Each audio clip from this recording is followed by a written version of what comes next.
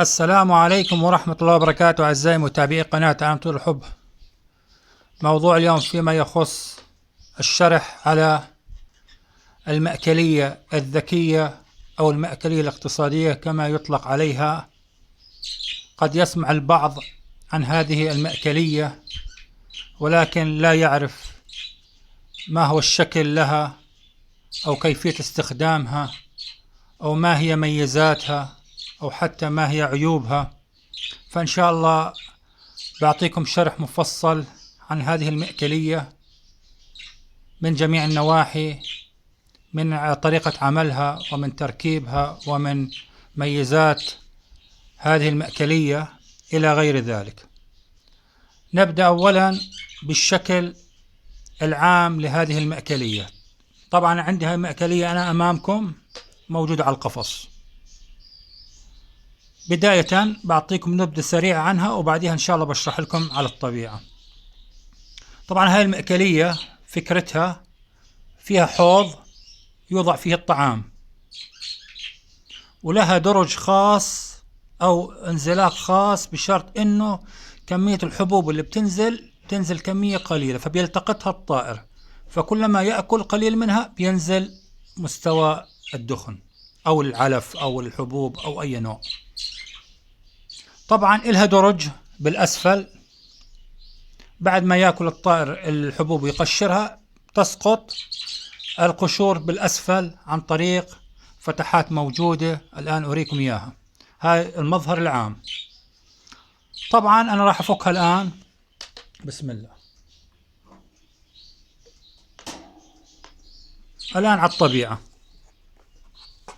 بسم الله. هاي فكرتها كما شرحت لكم. بالبداية هذا هو السقف اللي نضع فيه الحبوب. تقريبا سعتها من 400 لنصف كيلو، تأخذ تقريبا نصف كيلو من الحبوب. انظروا كيف الفكرة، إذا شايفين هاي بسلط في الكاميرا. الحبوب بالداخل هيها، بيجي الطير بيأكل منها. حتى لو أتى على المكان هذا يصير قشور. القشور وين تسقط في هذا، في المجرى هذا. هي المجرى مخرم، تسقط وين؟ في الدرج هذا. طيب خلينا نركبه ونشرح لكم كمان كيفية تثبيتها. بسم الله. طبعا هذه يقف عليها الطائر، بإمكانك تشيلها، بس هو أفضل إنه تحطها. ليش؟ عشان يصير مسافة للطائر إنه يقف هنا ويصير عملية الأكل من هون، بس يا دوب يعني مد الرقبة ويأكل. طبعا من النوادر إنه الطيور تعبث في الحبوب، هاي قلة جدا جدا. أما المشاكس أكيد يعني ممكن يصير يعبث في الحبوب، وهي من النوادر. حتى لو عبث بالحبوب راح يسقط إشي بسيط بالحوض، واستقبلا تقدر تنفخه. في هون كلابتين عشان تعلقهم بالقفص.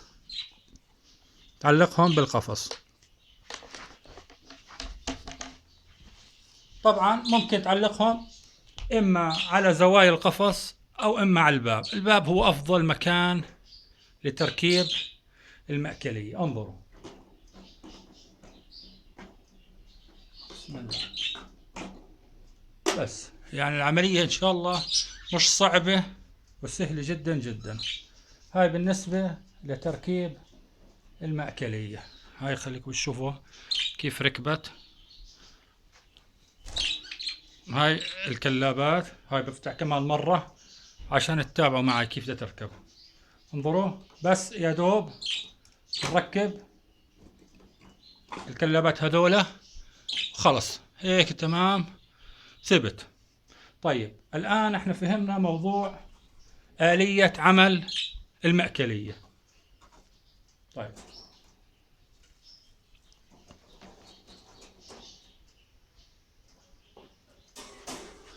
انظروا اخواني، بالنسبة ماذا بتجمع بالقاع؟ بس القشر اللي بتجمع.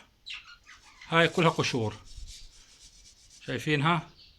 طبعا في بعض الحالات ممكن يسقط عدة حبوب خفيفة، ما بيأثر، ممكن تنفخها تستغلها الحبوب هاي وترجعها ثاني مرة على مكانها، يعني تديرها فوق الحبوب القديمة، ما بيأثر لأنه من نفس الطائر، وهاي لم تلمس الأرضية لا قدر الله أو البراز أو كذا، فهي نظيفة 100%.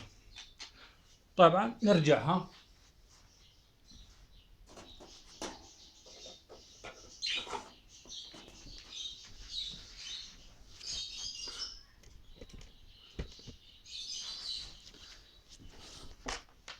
الآن شرحت لكم إن شاء الله عن كيفية آلية عملها، وكيفية وضع الحبوب، وكيفية تثبيتها، وكيف الطعام بينزل، وكيف الطائر يأكل منها. طبعا الأهم إشي هلأ إيش ميزات هذه المأكلية. يعني إحنا وصلنا لفكرة إنه والله بيجمع الطعام وبينزل الطعام والقشور لحالها، وفيش أي صرف في الحبوب أو تبذيرها هون ولا هنا. أهم إشي أول إشي من الناحية الاقتصادية، الحبوب كلها تقريبا ما في هدر 1%.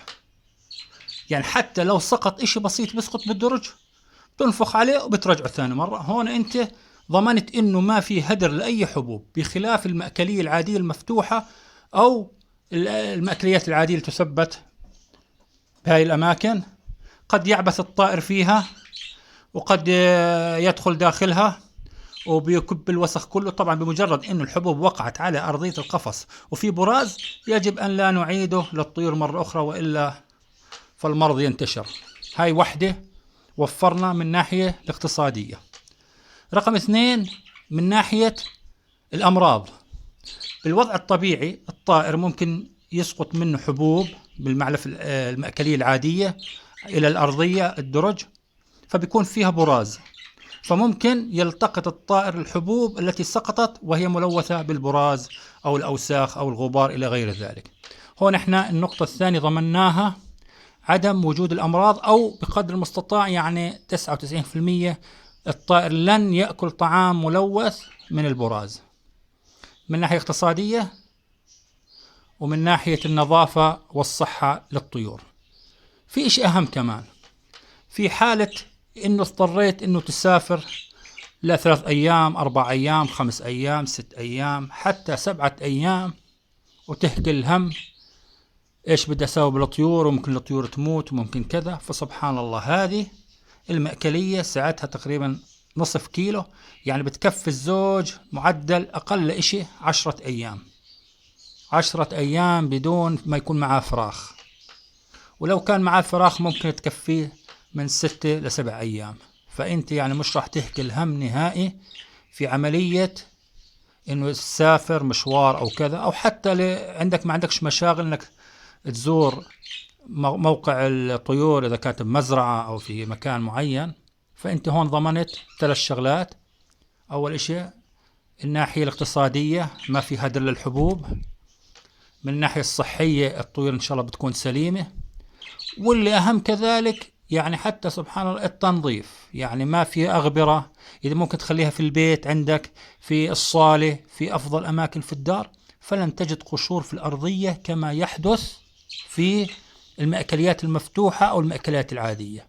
يعني شوف الأسباب ما أحلاها، عدة شغلات فيها ميزات، ما في وساخة، ما في حبوب تتغير في الغرف في البيوت في الصالات، وناحية اقتصادية كله متوفر. وإذا غبت مشوار راح تلاقي عدة أيام الطعام يكفي. والأهم كمان في حالة إنه سافرت أو طلعت مشوار لعدة أيام لن تهكي الهم أو إنه تفكر بالطيور شو راح يصير فيها، كونه أنت وضعت لها كل ما يلزم لهذه الأيام. فإن شاء الله إخواني هذا هو شرح مفصل عن المأكلية الذكية أو المأكلية الاقتصادية لمن يسمع عنها وكيفية عملها وما ميزاتها. وطبعا قبل ما أختم الحلقة، هي أنا بتكلم حاليا بتجربتي مع طيور الحب،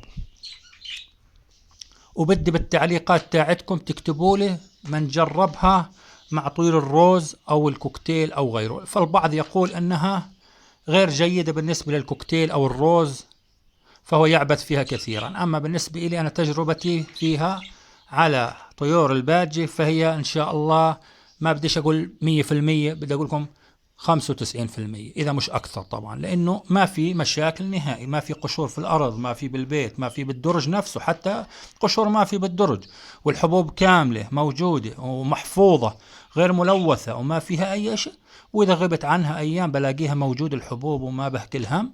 فهاي تقريبا اللي هي 4 أسباب المهمة في ميزة المأكلية الذكية. وبنصح كل واحد إذا عنده مشاغل عنده كذا وحاط أقفاصه في غرف الضيوف خوف من أنه تنتشر الحبوب والقشور، أنه يجيب مأكلية ذكية. وإن شاء الله التوفيق من الله.